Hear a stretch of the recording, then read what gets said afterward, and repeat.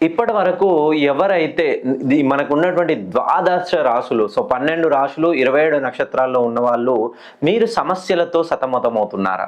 పిల్లలకి మెయిన్‌గా ఆరోగ్యపరమైనటువంటి సమస్యలు, భార్యాభర్తల మధ్య సఖ్యత లేకపోవడం, వివాహపరంగా ఆలస్యం అవ్వడం, ఎంత కష్టపడినా డబ్బు నిలవకపోవడం.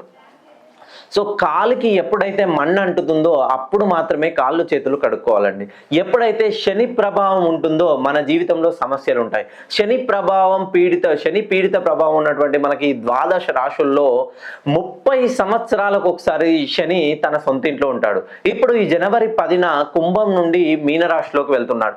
మళ్ళీ 30 సంవత్సరాల వరకు శని తన సొంతింటికి రాడు. శని ఎప్పుడైతే తన సొంతింట్లో ఉంటాడో అప్పుడు మాత్రమే చాలా ఎక్కువ పవర్స్ తన చేతిలో పెట్టుకొని అన్ని రకాల సమస్యలకి పరిష్కారం చూపుతాడు. శనిని మనం వేడుకోవాల్సింది ఎప్పుడైనా, ఓ శనీశ్వర మాకు ఇప్పటి నుండి మా కష్టాలకి విముక్తి కలిగించు అని వేడుకొని చూడండి. జనవరి 10వ తేదీన నేను శని హోమం జరిపిస్తున్నాను.